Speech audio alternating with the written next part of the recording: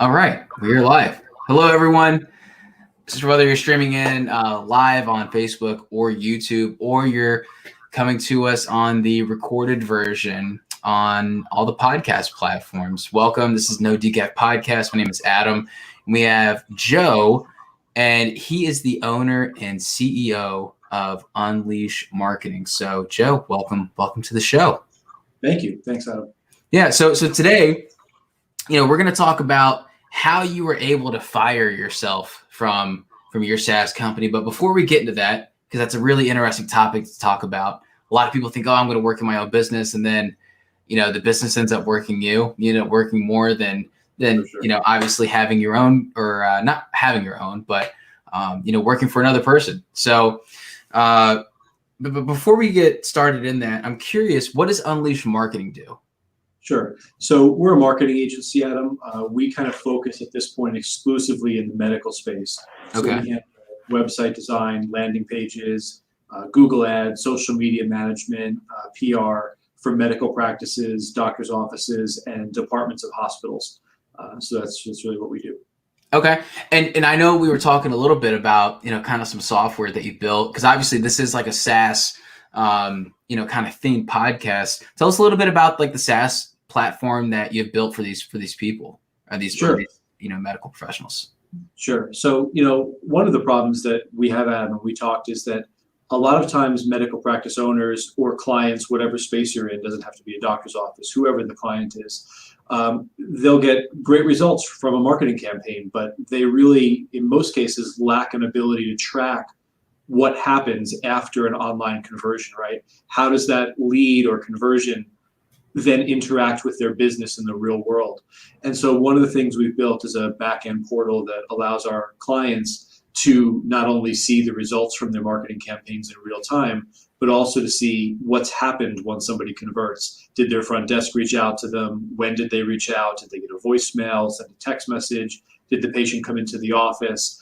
And by using some of that technology, along with things like conversion pixels, we can actually reverse engineer not only what ads or what keywords produce the most number of leads or patients or customers in whatever your space might be, but actually the most revenue, because some of those patients, or in some people's cases, prospects, didn't buy from you. They no-showed, they didn't have a quote done or a proposal done, or whatever your case Sure. may be. So, we've had a lot of occurrences over the years where clients say, hey, these ads aren't working. And we'll say, well, that's kind of unbelievable, because we found that just this month, 60 patients requested appointments from our marketing campaigns. And I didn't see any in the office. Okay, well, we need to have some transparency to drill down. Is there a crack in the system that they're not getting reached out to, or what's happening here? So to answer your question, SaaS-wise, we built a back-end platform that creates visibility and transparency over all those things. And just a brand new product that we just launched is for dental offices to be able to verify dental insurance coverage instantly in real time online. Yeah. Where now they're making phone calls and waiting on hold for a half hour to find out if Adam has dental insurance today before you can get your tooth pulled. And we created a way to do that online instantly. Yeah, that's huge, especially the insurance verification part. People spend, a lot of their day doing that. And it's interesting too, like, how did you get your start in this, as far as like the medical side? What was like your thought process? And you were like, oh, someone needs this. Sure. So I was not really a college guy. I did 2 years of community college. I thought I wanted to be a cop. And while I was doing that, I was working at a company that did consumer marketing part-time just to pay for school. And I just felt that I could do this better than these guys are doing this, and they're the company, right? So Right. I decided I was not going to pursue college beyond that. I opened an office. I was actually 17 when I signed the lease. They didn't know that. They thought I was 18. Right. And I hired a couple of employees, and we just started. That was 2004. And then ever since then, it's just been, they would think, I had these couple employees, they would think I was going to meetings with clients, but really I was going to work. So I would work in my office from 7 a.m. until noon. They thought I was leaving to go to meetings, but from 12:30 to 9, I worked at this other company to pay the bills and their payroll in the beginning. So it's kind of crazy, but that was my beginning. In the middle, I did some consulting work in corporate America, so I got some kind of boardroom experience, which was great. And that's kind of how I got my start in marketing. Nice. And how we got into medical was actually kind of a lesson that I learned in 2008. So, I'm old enough that I was still running a business when the 2008 recession happened. And one of the lessons that I learned that's actually proven itself true, I think, again now and more so to come, is that the first thing to get cut is discretionary spending. And so back then, our clients were pool companies, pizzerias, anybody who would let us build a website or do their social media for them. And we had this group of clients that grew through referrals that were medical practices. And what I noticed in 2008 was that no matter how many people lost their jobs or were cutting their spending, they still went to the doctor when they were sick. And so medical, it became clear to me that the medical space was very recession resistant. And I made the decision in 2010 that we were only going to work with medical practices from then forward. So that's been 11 years. And I think that's been true this time too. Yeah, absolutely, man. And as far as, working that second job to make payroll, right? I think that just really just paints a very familiar picture for people who are doing startups and the grind that's involved with it. It's not, not everyone gets private equity. Not everyone gets, seed money or a Series A or Series B or, anything for that matter. And a lot of it's bootstrapped, and a lot of the, grittier ones are bootstrapped, right? And obviously you are, here now, from 2004 to now. I mean, it's been a journey, and I'm sure you've learned a lot of things. And I like how you focus down too, because I think once you start getting into business, you're just like you said, anyone who has a pulse, who needs something done, I'm going to do it if it's remotely in my, field of view. But when you really start to focus down on something, and then you're like, if I do this is a lot more, I can predict this is going to happen. It's a lot more, predictability on the business standpoint. And it makes you subject matter experts on the topic, and people find you or take you more seriously on that end. So 100%. Yeah, especially now with COVID, right? Yeah, and Adam, there's a million marketing agencies, right? There are really only 3 or 4 other companies in my space, whereas we're much smaller by comparison. Those are $10 million, $100 million companies, some of them. We're not at that level, but we're probably one of 3 that people know of that are in that space. If you kind of surveyed 10 doctors' offices and said, hey, or hospital department chairman, say, who handles marketing campaigns for companies like you? They would probably name 2 monsters and me. And that's just because we do a good job of getting content out in front of them. It doesn't always convert to business, but it converts to recognition. And we're kind of experts in this space. And in the medical space, there's HIPAA, there's all kinds of specialized requirements that most marketing agencies don't understand.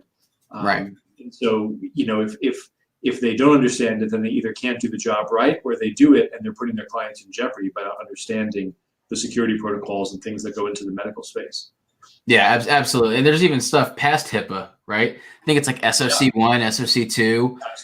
And that is like an investment in itself. It's like 20 grand. I mean, that's for sure. It's definitely a lot. And I'm curious, from 2004 to now, the challenges that you faced then to now, obviously they've changed, but what's been the constant challenge that you've seen happen that you've had to, make a pivot time and time again, but it's always worked out? And what pivot was that, and kind of what were your thought process on that? Yeah, probably 2 come to mind. The first is getting the balance of employees to clients right. That was really hard. And I had a bunch of false starts where over, at this point, 15 plus years, there have been times where I've had 15 employees, and I've had myself only, and then I've gone back to 6 employees, and then back to 2 employees, and up and down. And it's a twofold problem. Getting the balance right, where you have people that are busy most of the time, but not so overworked that they're unhappy or rushing through their tasks, is really important, right? You could say, okay, we got 1 employee, 2 employees. That means we can handle X number of clients per employee. But getting that balance right, where people say, the worst is an employee says, hey, Joe, what should I work on this afternoon? I got nothing to do, right? Yeah. That can happen every now and then, but it can't happen a lot. And at the same time, you don't want to have a situation where you have clients saying, what's going on? You said this would be done 2 days ago. And you reach out and you say, hey, employee number one, why isn't this done? Well, you had me working on this, this, and this. So right. I don't want to say it's easy, but it's one set of challenges to be in it by yourself and kind of be everything to your company, scaling to have employees and then trusting those employees to interact with clients without you being involved. Those are two of the biggest challenges, I think. It's taken me a long time. And I think finally I've gotten it pretty close to right. But it's taken me a long time. Well, it's interesting you say that, because a lot of people think that, you just hire employees and get it done, right? And it takes a certain type of person to work in a startup, whether you're the owner or whether you're an employee, because you can't have, and this is an issue that I think what you were mentioning is, you can't have a well-defined role in a startup. You just can't, because that could change tomorrow.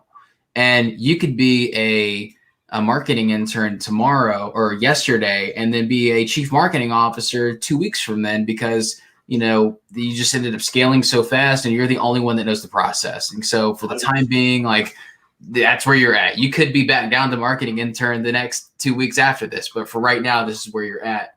And your roles change. That's right. We just hired somebody. She's excellent. I think she's probably been here for 2.5 months. So this was our first during COVID hire where, and I intend to have everyone back in the office. We're doing the remote thing right now. It's only me, but we have a huge office and everyone's working from home. But I don't think that's the way of the future, at least not for my business. I think people need to collaborate and be together. So we're still hiring as if the office is open, so that when it's safe to do so, everybody's back in the office. We're not doing the remote thing, permanently. Yeah. So this was our first hire where we did a Zoom interview, and then we did a second interview in the parking lot with chairs, and we were sitting on the hoods of our cars 10 feet apart. That's awesome. So that was kind of crazy by itself. But we did our first hire during COVID, and one of the first things that we get out of the way now, and I learned this years ago, but it's especially true now, is being brutally honest about what it's like to be here and what employees should expect.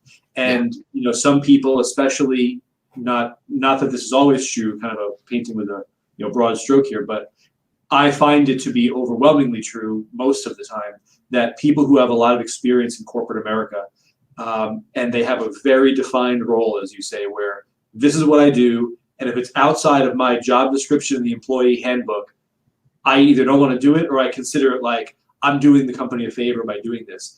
There's nothing wrong with that mindset. That works for a lot of people, but that doesn't work here. And so I'm very brutally honest about the fast-paced nature, and that not only do you have to be able to do it, but the people that do well here and have been here for years are the people that enjoy a fast-paced environment, and people who would get bored if they only had to do this set of duties day in and day out. You have to be very brutally honest about what it's like, and just communicate that clearly. Not to say that this is chaos. I'm very regimented about job descriptions and what goes on. And I think that when you throw too many things at people at once, they become far less productive. It's true for me. But we really are honest about what it's like. But it's finding that balance. So you were mentioning, it's going back to having the employee to client ratio. You got to find the well-defined role to having something one-off ratio to where it keeps them interested in that. And obviously compensation and benefits are huge too, especially with Amazon moving into every major city. It's not financially a smart move to go move in there, and especially if you're trying to scale up, because one, you can't compete with the prices that Amazon's paying for talent, and that's happening into Atlanta, it's happening in Texas, it's happening everywhere that there's some sort of tech hotspot. That's where it's happening. But I think once you do that, you're able to kind of hold back on the reins and be like, okay, now I have a 30,000 foot view of my organization, and once you have the right people in place, it definitely helps. So I think going back to the topic of firing yourself from your company, meaning putting time back on your calendar so you can do more revenue generating activities or whatever it may be, depending upon where you want to go, right? Do you want this to be a lifestyle company, or do you want this to be something where someone acquires it, right? It comes down to, I think, having a great talent pool to pull from and a consistent pipeline of people to pull from. But I'm honestly just wanting to hear, how you did it. How were you able to kind of take a step back, right? From all three people who are watching this right now, right? Like how were you able to take a step back and be like, okay, now I have time to do podcasts, to kind of tell my story, to get this content in front of, other doctors who, may share the same story of 5 other clients that we just helped last week, right? Yeah. Like that's huge. Like how are you able to do that? So, I mean, the first step is kind of realizing, right? And I don't know who said this, but it's out there. I'm not the author of this line, but you become so busy working in your business that you can't work on your business. And that is, it's so true. So, I mean, first you have to realize it, right? You have to look at your day. And one of the things I started doing a couple of years ago, Adam, and I still do it religiously, I have a book on my desk, and everything I do, I write in that book. And that gives me the ability to look back and, you're like, wow, oh my God, it's July. What the hell did I do for the last 3 months? Like, I feel like I'm just running in place. And you can look back and you can see everything I worked on. And so then you start kind of putting that stuff in brackets and saying, okay, well, this, and this are things that somebody else could learn how to do. And that would free me up to do more creative things. And, I think the key, besides understanding that that's a problem and deciding you're going to do something about it, that I had to get free or else we were never going to grow. If I didn't have the time to be thinking, working on my business instead of in my business, we wouldn't have been able to pivot as quickly as we did with COVID. We wouldn't have been able to set up all the broadcast stuff and all the things that we're doing for what I think is the post-COVID world. I said, I'm not going to come out of this doing okay. We're going to come out of COVID and explode. We're going to be better than we were before this. So if I was so busy fulfilling the obligations we have to our clients only, and I still do that, right? And I still make sure that there's accountability and I'm checking on things, making sure we're still doing a great job. But you have to realize it, number one. Number two, you have to put inside of imagine you have a set of parentheses, right? And everything that's inside the parentheses, you consider to be okay, that's okay. And everything that's outside the parentheses, you say, that's not okay. Well, you have to put the idea that if you're going to fire yourself and you're going to let employees or people on your team drive the boat, there are going to be clients who have things done wrong. There are going to be mistakes. The occasional client might leave. And if you have that stuff outside of the parentheses, then you would pull the red handle and you would say, this isn't working. I'm going to take over. I'm going to do everything myself. And you'd have, as I've had, a couple false starts in doing that. Whereas if you take a more 30,000 foot view, as you said, and you say, okay, in order for us to grow beyond where we are now and become a $50 million company like some in my space are, we have to do this. And so if there are a couple of things that get done wrong or clients that are displeased or whatever, of course we want to fix that and do a great job and we want to be aware of it on top of it. But that has to be inside the parentheses of what we know is likely to happen going into this, right? And you can address it and you can make corrections and you can fix why that happened, but you can't pull the red handle or else you'll be right back where you started and you'll never get there. Dude, that's awesome. So, and I think the parentheses, maybe another way of putting that would be like a mistake thermometer, right? Yeah. And sure. and being like, okay, well, and I think maybe a way to do this is to, I guess, identify, prepare, correct, but never pull the red handle. Dude, there's your book, right? There's your Amazon bestseller right there. I don't know about that. But I'm glad you like it. I said, I don't know about a bestseller, but I'm glad you liked it. Yeah. Yeah, dude, like that. Yeah, you can't pull the red handle. And I like that. And I think that's a really good way. And I really like the idea of keeping a journal. I mean, I keep a journal too, but it's definitely not everything that I do throughout the day. And that is huge. And then obviously see what those patterns are. And it's super helpful, Adam, in doing that. That was I didn't realize it at the time. I thought that I was just keeping a list of what I did so I could understand where my time is going. But what actually happened was that as I delegated those things to other people, that book became the training guide, right? It wasn't, okay, we hired somebody, they're going to start taking over stuff. What should I have them do? What should I train them on? We went back to the book, and it was like, okay, all the things in green are client fulfillment things.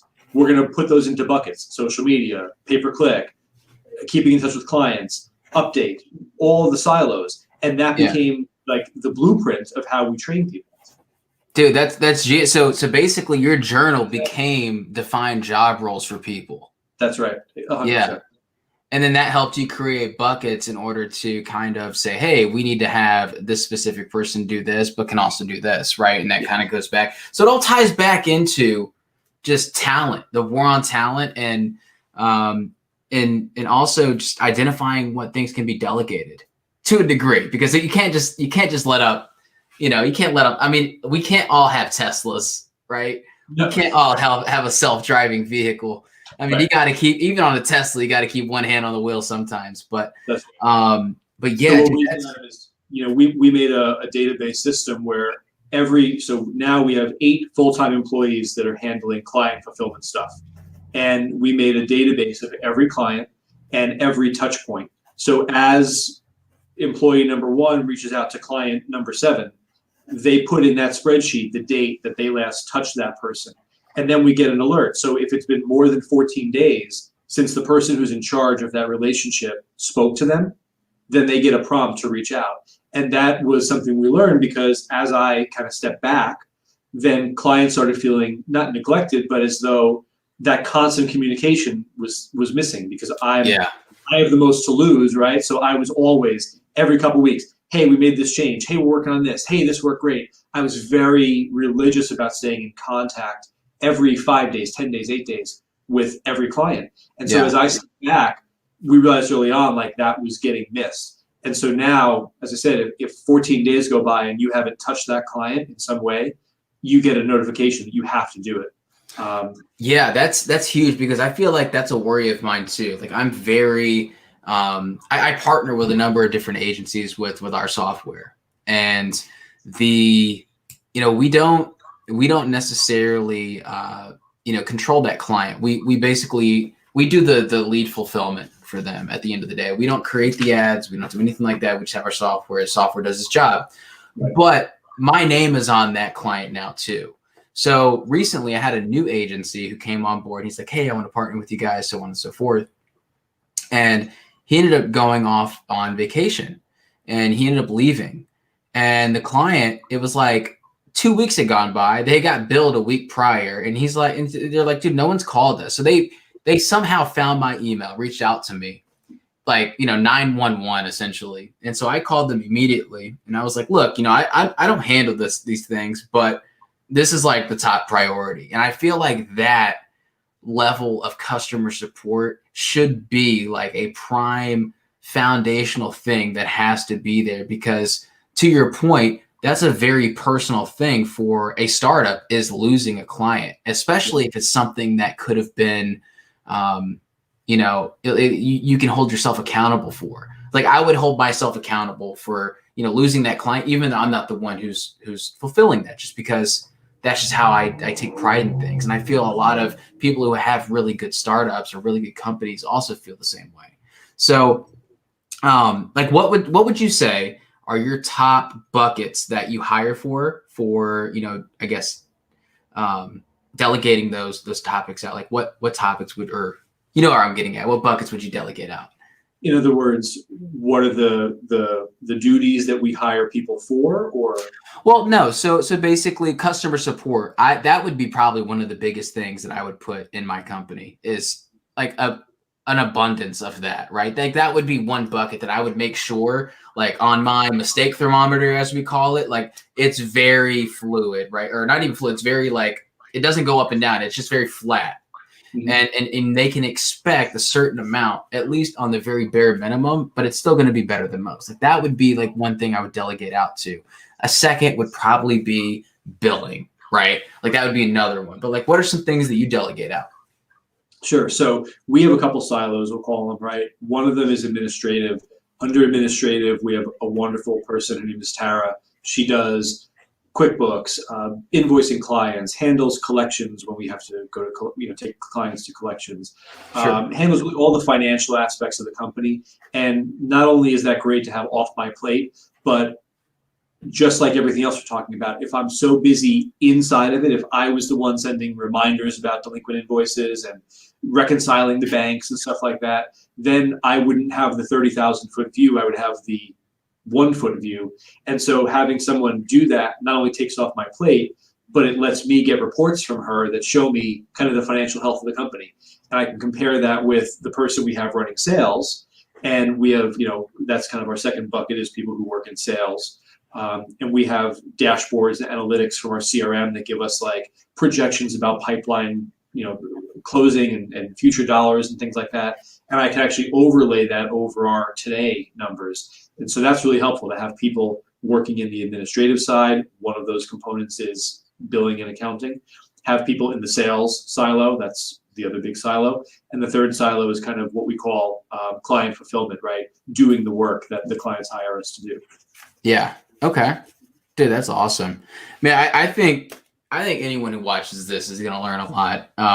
Especially with like because obviously what's that commercial? I think it's State Farm. He's like, he says, we know a thing or two because we've seen a thing or two, right? Farmers. Like, farmers, right? So I feel like this is kind of, if you want to forecast what it's like to get to 2 employees, to 15 employees, back to 2 employees, like this right here should be your blueprint. Is silos, war on talent, identify, prepare, and correct, never pull the red handle.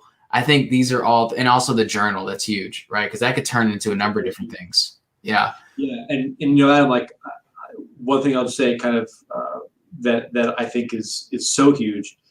When I started doing this in 2004, there were no podcasts. There was not this community and this content out there for people. So you maybe you could read a book or something for sure, but like a lot of those things weren't really relevant to startups.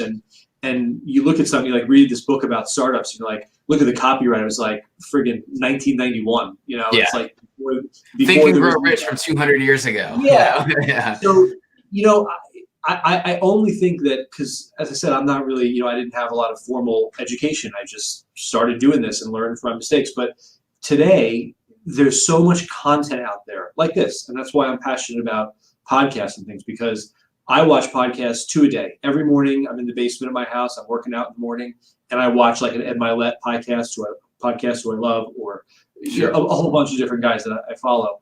And like, that's where you get this from. And, we connected on the phone yesterday. There aren't, for most entrepreneurs, especially ones who are starting out, you don't have your traditional friends that you talk to about other stuff. They don't get this. They don't understand it. They can't lend you any expertise or help. So you have to get out there and learn from people who are doing this, just like I am every day. And I'm sure you do. Yeah, they don't care about churn rate. They don't care about churn percentage. No. It's like, hey, where do you guys want to go for drinks tonight? I don't know. I'm kind of stuck on, hey, what would you guys do? I have these silos, right? They can care less. To get into this community online and use these resources for people who have walked before you. That's where I've learned everything that's helped me. For sure. Awesome. Well, Joe, I really appreciate you coming on the podcast. This has been awesome. I can't wait to have you on again. Again, for anyone who wants to reach out to Joe and see his company, it's unleashmarketing.com. And we appreciate you having on the show, man. Awesome. Thank you, Adam. It was awesome to be here. All right. See ya. All right. Take care.